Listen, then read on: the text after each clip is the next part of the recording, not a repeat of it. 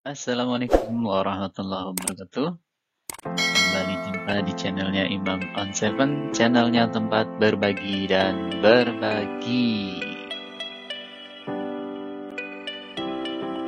Kali ini kita memasuki pembelajaran tema kedua, persatuan dalam perbedaan, subtema yang pertama, rukun dalam perbedaan.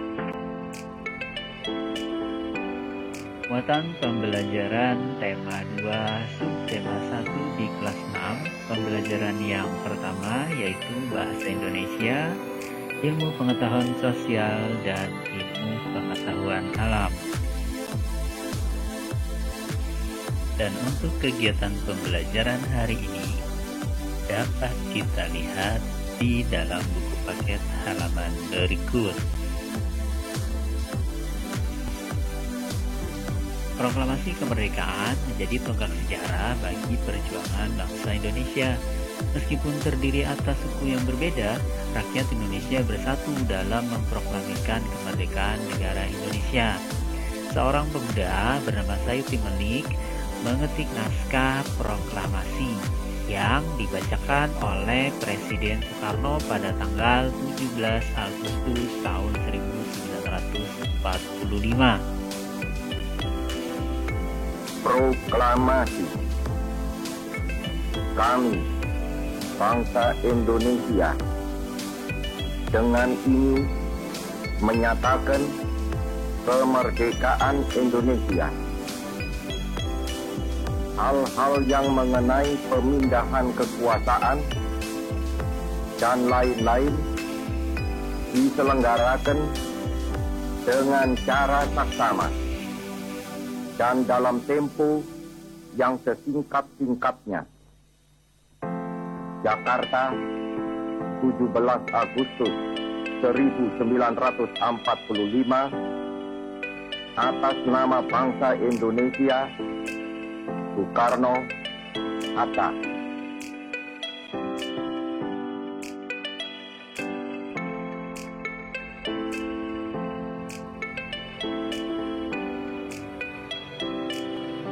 Sebelum kita membuat peta pikiran berdasarkan teks yang ada di halaman 2, mari kita pahami terlebih dahulu apa yang dimaksud dengan kata tanya.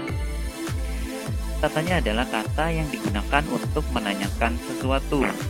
Berdasarkan jenis dan pemakaiannya, kata tanya dibedakan menjadi berikut ini.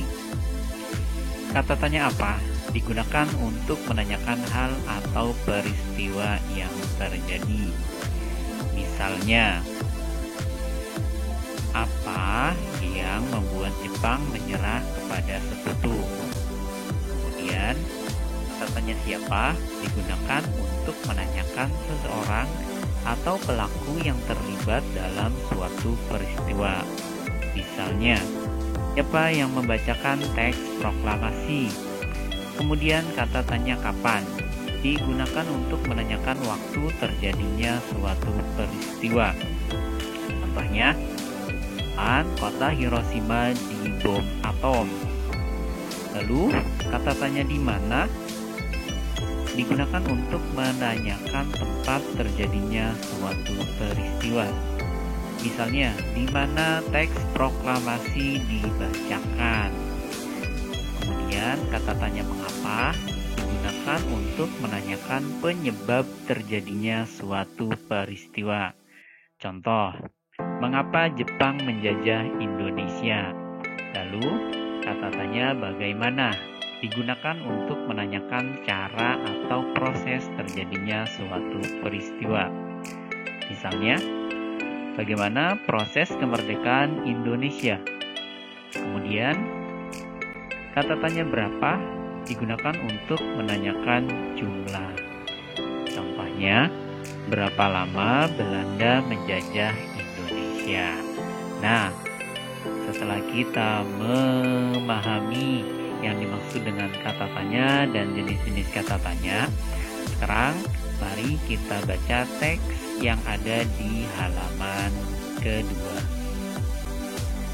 Silakan dibuka buku paketnya halaman 2 ya. Di situ ada teks tentang proklamasi kemerdekaan Indonesia. Teks ini terdiri dari 3 paragraf yang menceritakan tentang proses kemerdekaan bangsa Indonesia, serta proses perumusan atau penyusunan teks proklamasi dan pembacaan teks proklamasi yang dilakukan oleh Presiden Soekarno. Kalian boleh pause dulu untuk membaca teks ini, atau kalian bisa bacanya di buku paket. Selain membaca teks proklamasi kemerdekaan Indonesia, ayo kita buat peta pikiran tentang proklamasi kemerdekaan Indonesia menggunakan kata tanya yang tadi sudah kita pelajari bersama. Pertama, menggunakan kata tanya apa? Apa yang menjadi peristiwa penting bagi bangsa Indonesia? Kemudian, kata tanya mengapa? Mengapa Jepang akhirnya menyerah kepada tentara sekutu? Kemudian, kata tanya siapa? Siapa yang membacakan teks proklamasi pada tanggal 17 Agustus 1945? Lalu, bagaimana konsep penulisan teks proklamasi yang dilakukan? Selanjutnya, kapan teks proklamasi dibacakan oleh Presiden Soekarno? Kemudian, di mana teks proklamasi tersebut ditulis? Nah, ini merupakan contoh peta pikiran tentang proklamasi kemerdekaan Indonesia. Kalian bisa bikin sendiri dengan kata-kata yang bisa kalian ambil dari teks proklamasi kemerdekaan Indonesia. Selamat mencoba ya.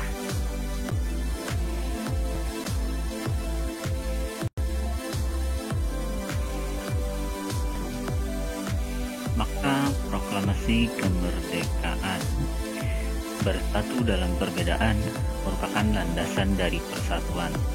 Sudah menjadi tatanan kehidupan masyarakat Indonesia sejak dahulu. Hal tersebut juga ditunjukkan ketika masa menjelang proklamasi kemerdekaan. Oleh karena itu, proklamasi kemerdekaan memiliki makna yang sangat penting bagi bangsa Indonesia. Di antaranya, sebagai puncak perjuangan bangsa Indonesia. Bagaimana kita ketahui, bangsa Indonesia telah dijajah selama bertahun-tahun oleh negara Eropa sampai selama 3,5 abad bangsa Belanda menjajah Indonesia. Kemudian Jepang 3,5 tahun. Penduduk dengan latar belakang yang berbeda-beda bersatu untuk melawan penjajah. Proklamasi kemerdekaan merupakan hasil dari perjuangan para pahlawan. Kemudian pengakuan kepada dunia luar. Dengan membacakan teks proklamasi, Indonesia mengumumkan kepada dunia luar bahwa Indonesia adalah negara yang merdeka. Ini diakui secara de facto, diikuti oleh pengakuan negara lain secara de jure. Yang ketiga, menaikkan martabat bangsa. Pembacaan teks proklamasi memberikan pesan kepada negara lain bahwa Indonesia adalah negara yang bebas dari penjajahan, negara yang memiliki martabat, dan negara yang mandiri. Yang keempat, perjuangan sebagai negara baru. Indonesia adalah negara yang dibangun oleh rakyat untuk rakyat. Negara Indonesia adalah negara mandiri yang tidak bergantung kepada negara lain. Yang kelima, sebagai tonggak sejarah negara Indonesia. Pembacaan teks proklamasi adalah awal dari masa kemerdekaan Indonesia yang terbebas dari belenggu penjajahan selama berabad-abad lamanya. Nah, siapkan buku catatannya ya. Kalau perlu, ini bisa kamu catat sebagai bahan pembelajaran di rumah. Makna proklamasi kemerdekaan Indonesia. Yang pertama, sebagai puncak perjuangan seluruh rakyat Indonesia. Kemudian sebagai pernyataan de facto bahwa proklamasi telah diperdengarkan ke seluruh wilayah Indonesia dan dunia. Yang ketiga, untuk menaikkan martabat bangsa Indonesia, bukan lagi bagi bangsa yang terjajah. Kemudian sebagai titik tolak untuk membebaskan rakyat Indonesia dari belenggu penjajah, sehingga rakyat Indonesia dapat hidup lebih sejahtera. Kemudian sebagai akhir bentuk penjajahan yang telah membelenggu bangsa Indonesia berabad-abad lamanya. Nah, silakan di-pause dulu videonya. Kamu bisa mencatatnya sebagai bahan pembelajaran di rumah. Kemudian kamu diminta untuk menuliskan makna proklamasi kemerdekaan Indonesia sebagaimana yang ada di buku paket halaman 5. Nah, kalian bisa menuliskannya sebagai contoh berikut ini. Ya, gunakan bahasa yang mudah dimengerti. Ya, ini juga contoh lainnya. Nah, silakan dibuat untuk mengerjakan tugas di halaman 5. Lalu nanti hasilnya boleh ditunjukkan ke guru kalian masing-masing.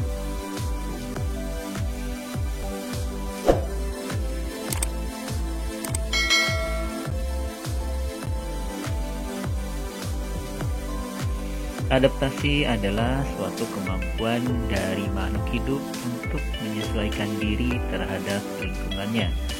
Tujuan makhluk hidup beradaptasi adalah untuk bertahan hidup. Berbagai macam tumbuhan memiliki cara beradaptasi dengan lingkungannya berbeda-beda sesuai dengan habitat hidupnya. Misalkan bunga teratai. Nah, tahukah kamu bunga teratai? Tanaman ini tumbuh di air. Agar dapat menyesuaikan diri, tanaman ini memiliki akar di bawah air.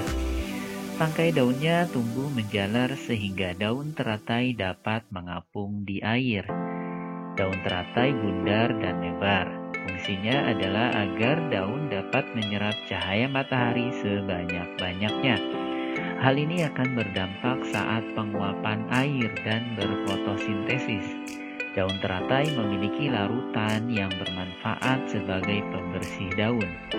Teratai memiliki batang dengan rongga di dalamnya. Rongga ini berfungsi untuk membawa oksigen ke batang dan akar. Meskipun akar berada di dalam air, akar masih tetap dapat bernapas. Contoh bunga teratai ini beradaptasi dengan habitatnya yaitu di air atau termasuk ke dalam tumbuhan hidrofit, tumbuhan yang hidup di air. Nah, dari teks ini kita akan mencoba membuat peta pikiran dengan menggunakan kata tanya. Kemudian kita akan membuat rangkuman atau kesimpulannya nanti sebagai bentuk laporan. Berikut ini peta pikiran dari teks bunga teratai. Yang pertama, apa yang kamu ketahui tentang bunga teratai? Mengapa daun teratai bisa mengapung di air? Siapa yang menciptakan pohon teratai? Bagaimana pohon teratai bernapas? Kapan pohon teratai berfotosintesis? Di mana habitat tumbuhan teratai?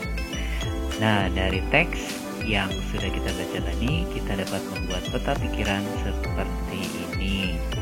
Nah, dari peta pikiran ini nanti kita akan membuat tulisan dalam bentuk laporan tentang bunga teratai. Nanti bisa dikumpulkan ke gurunya masing-masing. Silakan di-pause dulu video ini agar kalian bisa mencatat peta pikiran yang ada di video ini. Setelah selesai kita membuat peta pikiran dari teks bunga teratai, kita membuat laporan berdasarkan peta pikiran yang sudah kita buat. Kira-kira seperti ini hasil laporan yang nantinya akan kita serahkan kepada guru di sekolah masing-masing. Kalian bisa menuliskannya dengan bahasa sendiri yang mudah dimengerti dan dipahami. Nah, kita telah sampai di penghujung pembelajaran 1 tema 2 subtema 1. Kesimpulannya silakan kalian catat di buku catatannya masing-masing. Di pause dulu video ini, kemudian kalian bisa catat untuk nantinya kita jadikan bahan pembelajaran di rumah masing-masing. Sebagai penutup pembelajaran hari ini, silakan kalian mengerjakan latihan soal yang ada di buku paket halaman berikut. Atau kalian juga bisa mengerjakan latihan soal online pada link yang disertakan di deskripsi video ini. Dan jangan lupa like, subscribe, dan share video ini kepada teman-teman kalian agar kalian tidak tertinggal video pembelajaran berikutnya. Terima kasih, tetap semangat, jaga prokes kesehatan, dan diakhiri, Assalamualaikum warahmatullahi wabarakatuh.